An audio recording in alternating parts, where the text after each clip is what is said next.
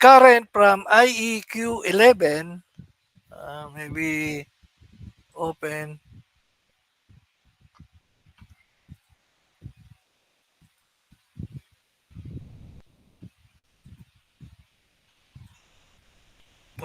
Nakita niyo ito yung IQ11. Transistor is always represented as a current generator. Okay? Don't forget that. So you can replace the transistor with current generator like this. So how did I get 67.67,855? That is simple. If you notice here, uh, I make the source current zero. So there is no source current. So making it window tile vertically. Uh, Look at this. There is no source voltage. So that is zero. All right. So therefore, you have only the bias through here.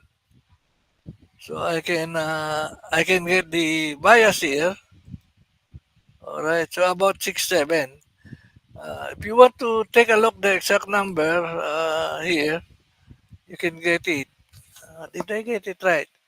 676977. Okay, but 675 is okay. All right. So that is the supply current. So that is the DC bias. So you supply the current here. All right. Remember, BBE is typically almost fixed. This BBE. The BBE, uh, let me give you a practical illustration for that. Okay. Okay. How do I do this? Maybe I'll just put it here. Okay. So uh, this is something you can play with. Okay. BBE is almost constant. So you can assume, let's say BBE is zero point 0.7. Okay. So the current through 7.5 is, let's say, uh, you would say zero point 0.7, divide it by the resistor, 7.5 thousand e raised to the 3, 7.5. Okay. So this is the one. Okay. So F9. So about 90 microampere. So about 90 microampere. Okay, that 90 microampere, and then uh, you multiply it by 4.5. So actually, the current that is flowing is 90 microampere. So because you zero point 0.7 uh, divided by 7.5, that is the current. Now, uh, okay, that is the one. And then this one, if you multiply it by uh, 4.5 e to the 3, uh, this become the voltage drop at R8. Okay, so that is the voltage drop. That is about 0.42. So uh, the okay, so that is an estimate. It becomes 4.42. You add it to zero point 0.7. Okay. You add You add the zero point 0.7 estimate. All right. So F9. So that is about 1.1 or 1.2 volts. So that is the rough estimate. If you can estimate, then we assume that there is no base current. So that you can start with that, with zero point 0.7 as the voltage, and then you can start, or you can start with uh, this current. You pass it through, and then you compute for BBE. After you compute for BBE, you also compute for IB. Okay. So now you know the BBE, you will know the current through R7 plus IB, then you will know the current through R8. Okay, so you will know the voltage drop here. All right. So that is one way of uh, doing this one. This is a simple one. So I did not provide the equation. I want you to figure out the equation, and remember, you can use transistor as a current generator like this. IEQ11, that is also represented as a current generator. You can also use it as a voltage reference. So if you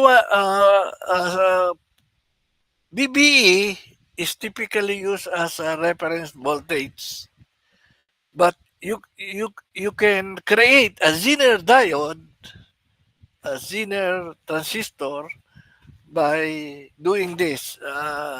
You put two resistor, uh, and then you will be able to observe. Okay. Now, so this is the. Allow me to close this one and expand this. All right. So, all right. Maybe run the window tile vertically. All right. So, of course, you know the current through here. All right. So you know here, you know that this is the voltage. There, that is the voltage, and then you can take a look on that voltage. That is 1.23. All right. Now, in my question, I asked something like this. Allow me this to open. Uh,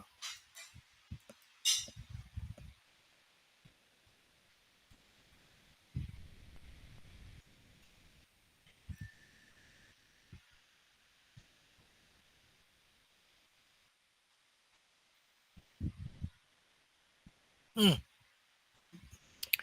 bias crossover. So I I wasn't able to produce anything there. All right. So let me let me check that again.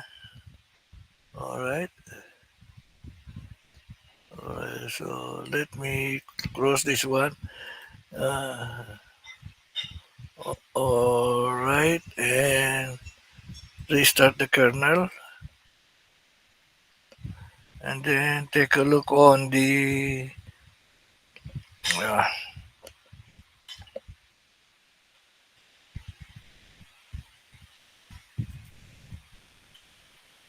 crossover. Okay, this is the Ziner .py. So I have here at the end. So if I run this one, uh, I should. Okay, so of course,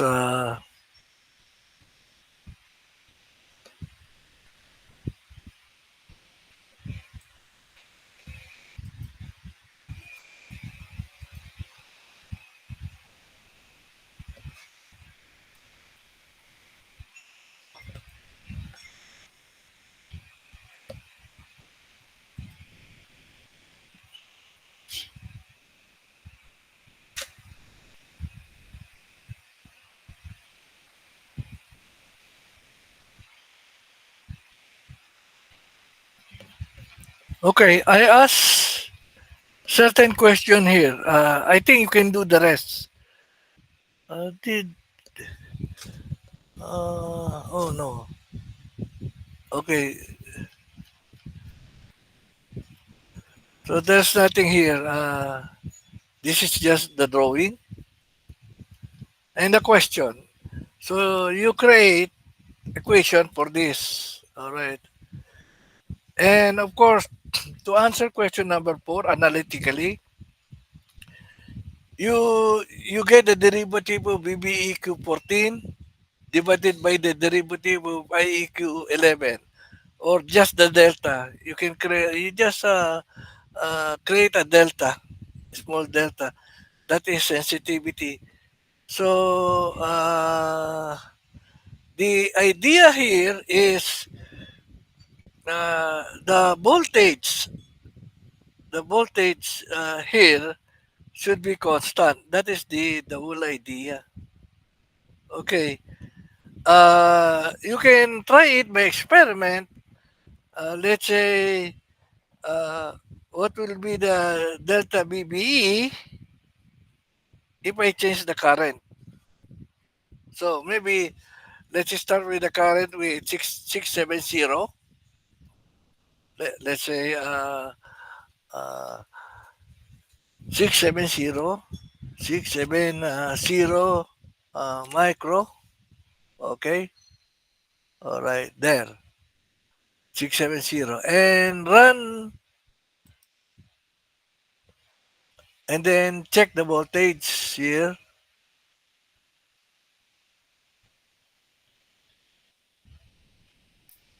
Okay. The voltage is, let's say, 128975. So this is the voltage. All right.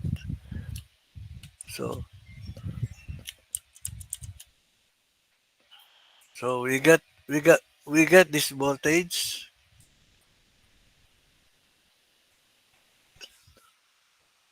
Okay. Control C.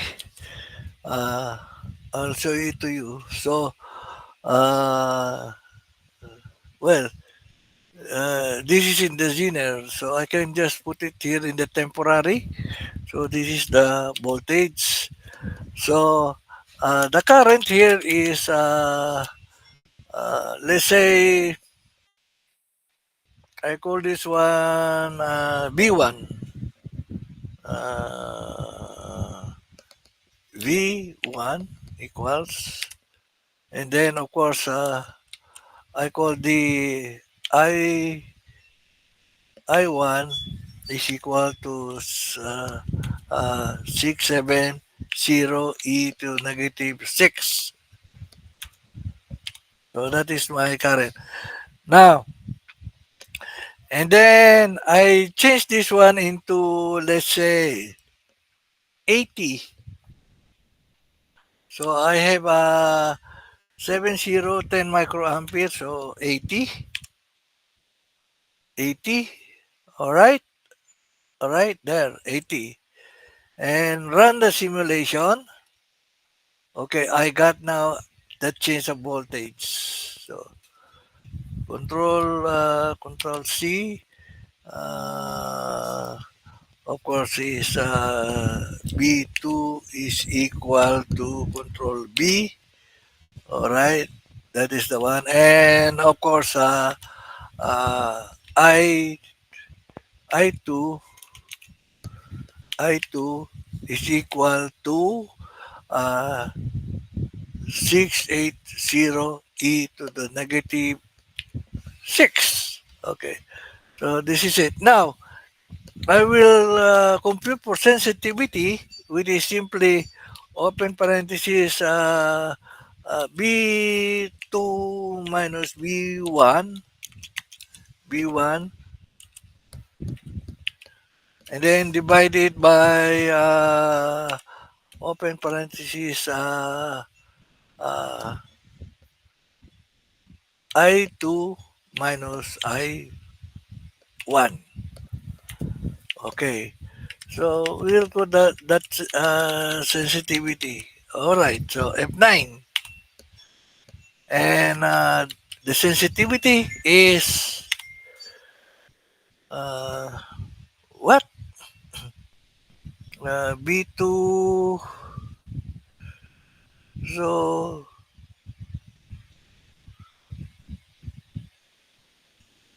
so a 10 microampere change, uh, 113.49. So, hmm, this put me into a question. Is it the reverse? How uh, the thing is, how much BBE, how much the voltage will change with a change in current. So the idea is the change should be very small. So what is the change here?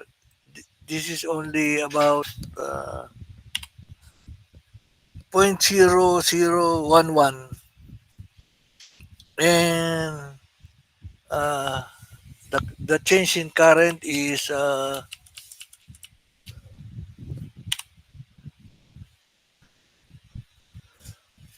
1 microampere. Uh, okay, 10 microampere. So if there is a change of 10 microampere, uh, there will be only a change of a small one. So the sensitivity. So maybe the best way to compute is uh, suppose S is multiplied by 10 by 10 e raised to negative 6. So that is the answer. So that is the the change in voltage 0.00 uh, 13. So that is the change in voltage.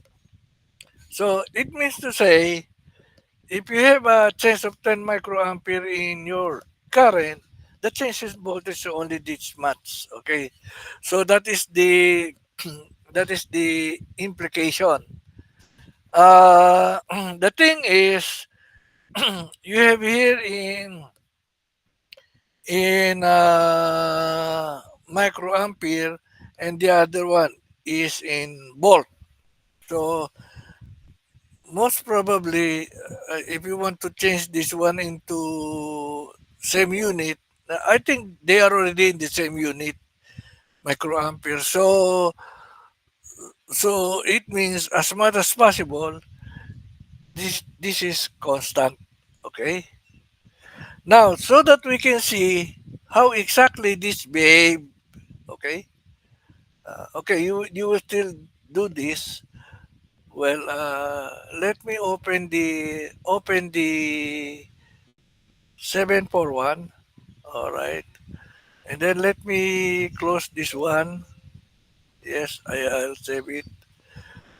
And then change it into 1 volt.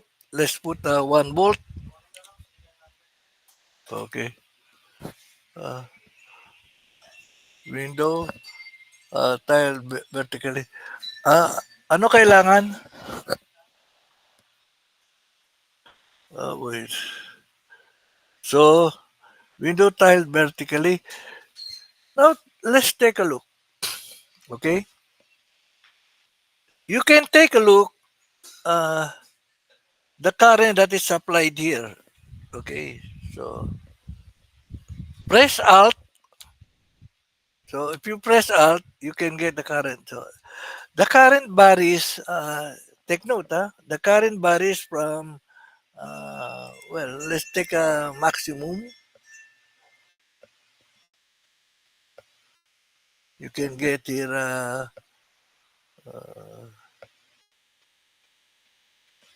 okay, and then another one. Then you can get yeah. So you have the maximum, and then the uh, minimum, and the difference is about 11 microampere. So 11 microampere, remember, you can 11 microampere, more the difference, okay? And then let's add another flat plane, and then let's check the voltage here. Okay, the voltage here. Uh, okay, I'll just remember 10 microampere or 11 microampere here. Now I will bring this one 11 microampere, and then this one, it has only a change of 1.2 millivolt. So even if there is a change of 10 microampere, you have only 1.2 millivolts change in. That is the sensitivity. So as much as possible, if possible, this should be no change. But it is actually no change. 1.2 millivolt. Actually, it did not change. The maximum is it, it is 1.2. Did not change 1.2. So it is fixed 1.2 volts across the two, that the base emitter of Q18 and Q18 and Q10 are fixed. Okay?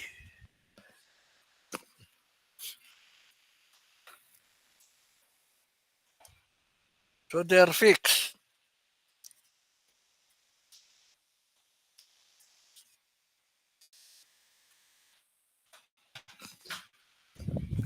Okay, so uh, take note, you will be encountering this kind of design. So I I like you to understand that you can create a Zener diode out of transistor.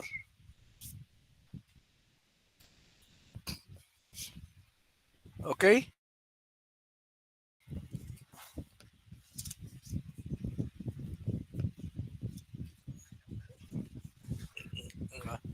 Uh, uh, just a moment. Just a moment.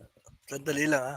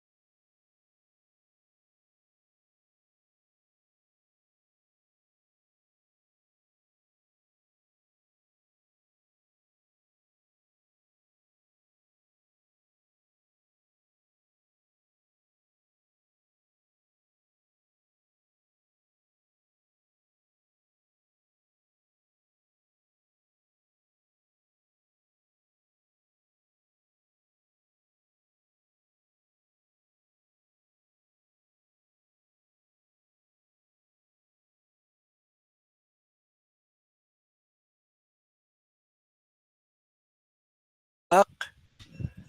Okay. So, uh, I'm back this. Okay. So this is the one that you're going to do. Okay.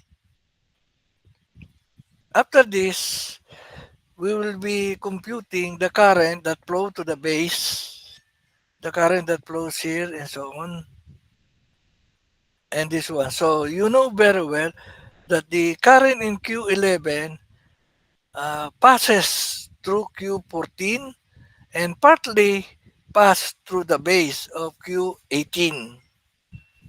That is. And then of course, uh, the current return here also. So whatever current that flows here, it goes down here. So you will be asking, uh, what is the Kirchhoff's current law here? If you do a region, let's say uh, uh, view.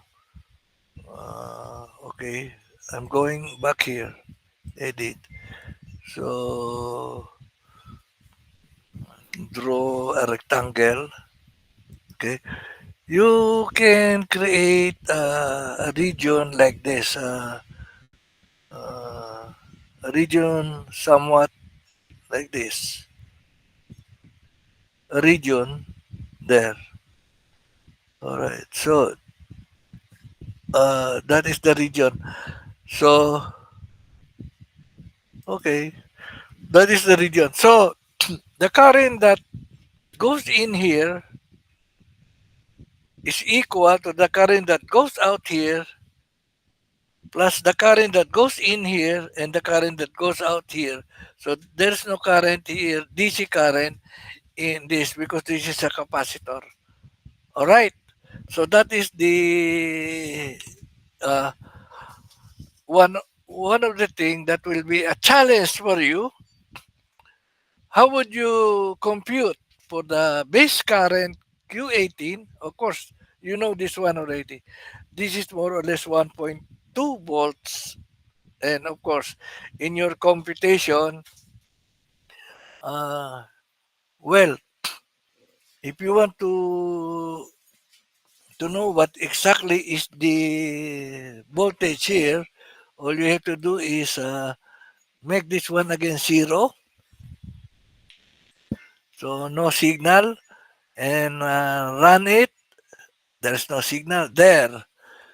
So the voltage across here is 1.3296. So that is the voltage, 1.3296.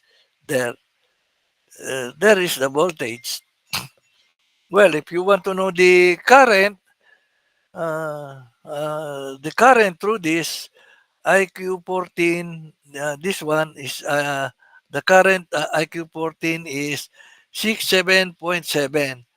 And if you want to know the base current, uh, add plot plane here, you can get the base current here, so you can check it. So the base current is 19.18 nanoampere. So small, very, very small. Okay. And also the current here going out. My problem here is, okay, never mind the direction. So it is not the same. Ah, wait, sorry. It could be, we can make it the same. The difference is okay, so sometimes you find it difficult to reverse, and then you can just use this base current. Oh, it's still the same. And then maybe go also with the base current here. Base current. Okay, they are not exactly uh, nanoampere. That the other is 19 nanoampere. The other one is 107 nanoampere. Okay, let's check it again. Here, that is the nanoampere. Okay, so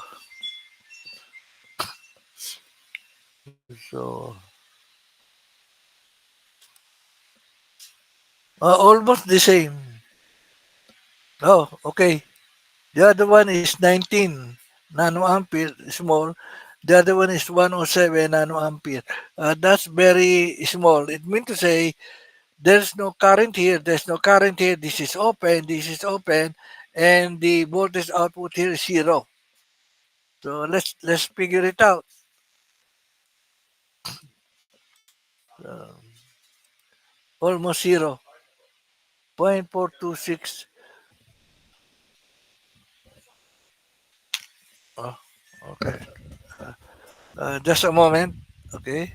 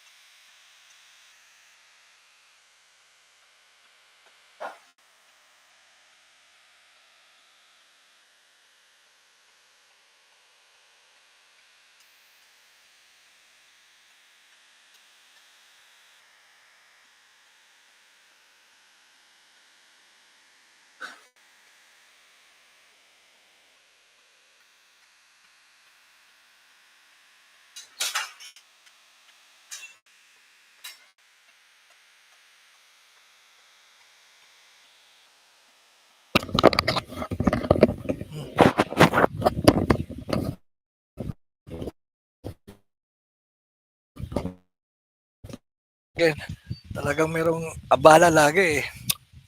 Okay. So, this is the idea of understanding. Now, uh, okay ba sa inyo ito? Magagawa ba niyo ito? Okay. Let's spend the time solving this Q14. Okay. The question, I think you received already this one. You create the equation for computing BBEQ, IEQ14, IBQ14, ICQ14, IR7, BR7, IRS, IR8. What's this? Okay. Uh, there's a IR8 and BCEQ14.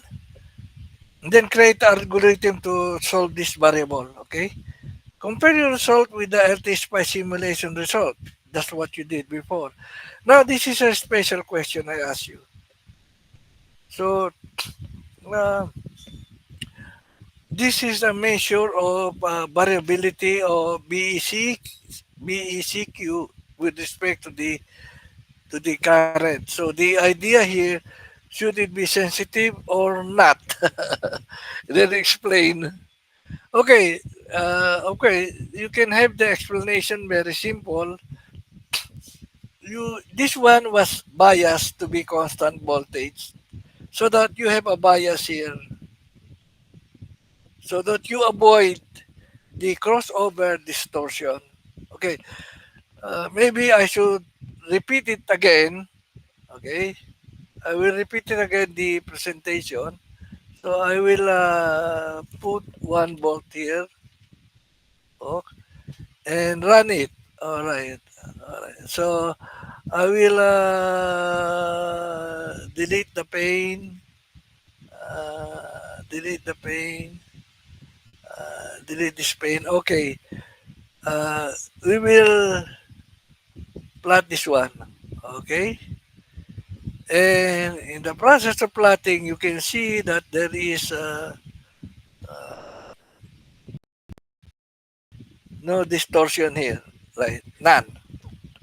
Now, if I remove this by shorting it,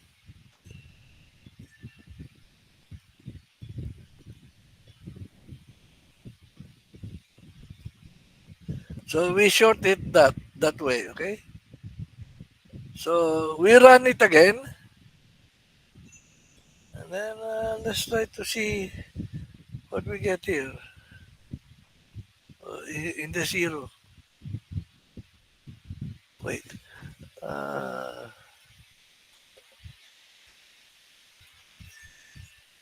you have here, and then run. Of course, the voltage here is same. The voltage here is this is the voltage, and I think the last time I show you something here. Uh,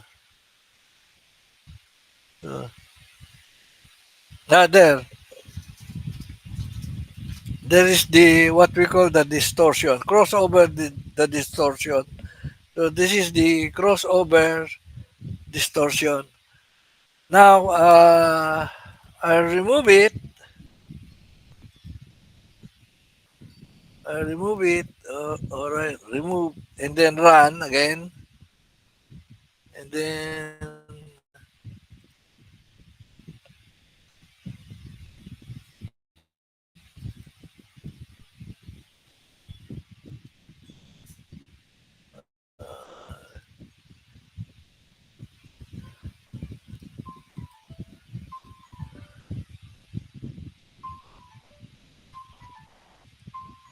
oh,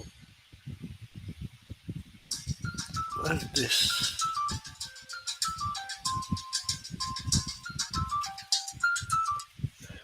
Okay, okay. We will not see any distortion. Okay, cancel. You will not see any distortion here at the zero.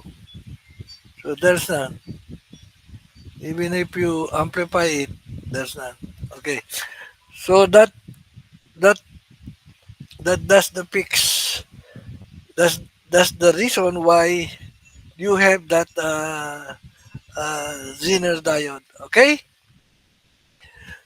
So after this, uh, let's go now. I spent already 1 hour for this, and I like you to to do the task 4. Saira, were you able to download this? This is now the task 4. Okay, I think everybody got it. Please download. Okay. Do the work. Okay. For task 4. In the meantime, task 3, I'll continue checking task 3. I still have five five to submit and seven to check it. Okay. Uh, so it looks that I'm giving you a lot of activity. Uh, I still believe that if I if I push you to think and do exercise, you will be good designer. So this is like evaluating the someone else design, and we will be talking about because we are talking of system and design. So you know certain transistor equation, and later on maybe FET equation. So most of the time device equation and Kirchhoff's law equation and current generator to do evaluation, and you use simulation to examine the circuit. Okay, so we will still proceed with this one. So you will see that I will check this paper, and I will request you to let's go as asynchronous. Please proceed to work on uh, task 04. So this is additional task that I will ask you to do, which is the Zener diode. Okay, let me know if you have a problem. Okay. Hello, Syra. Okay ba sa mga team leader? Where is our team leader? Uh, okay. Let me remove the unplease. Okay. So, nandito na, no? Si Libato, nandiyan na ba si Libato? Hello? Jasper Libato? Hello? Nandiyan na ba? Wala pa, no? Si Anton de Chavez. Hello? Anton de Chavez? Wala pa. Anton.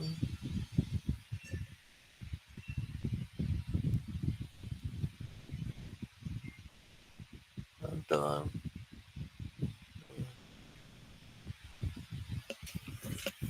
Okay.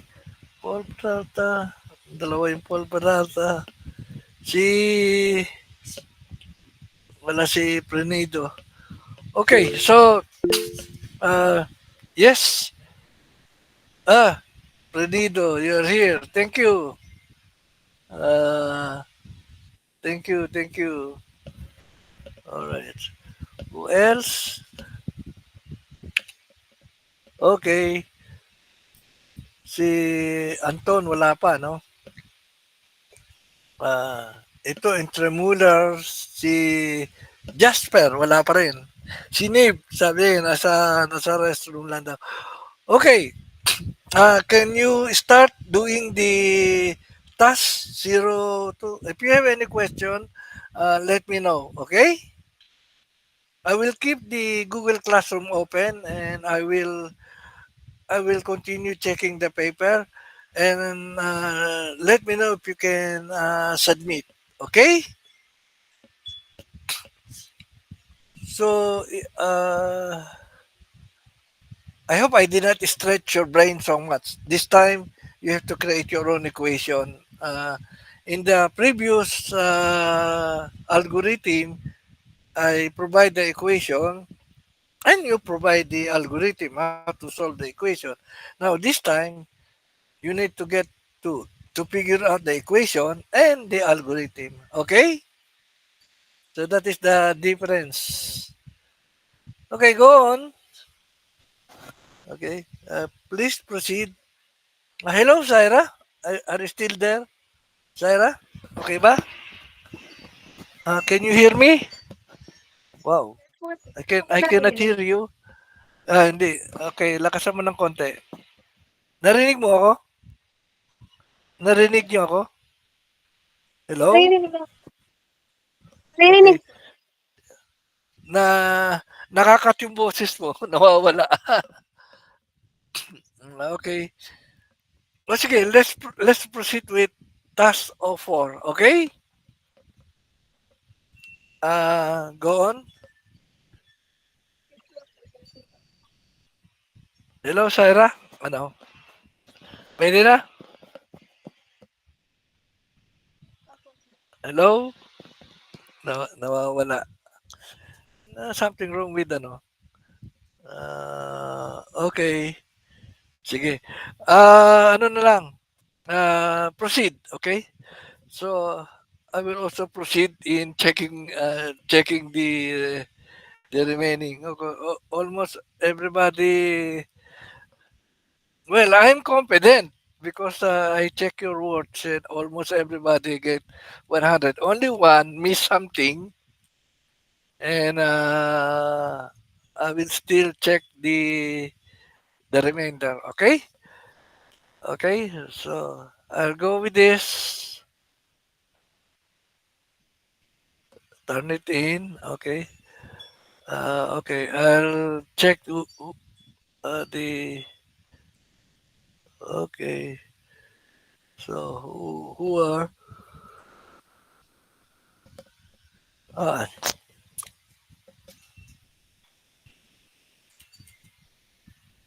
Canlubo hexacore. So this is Canlubo. Okay.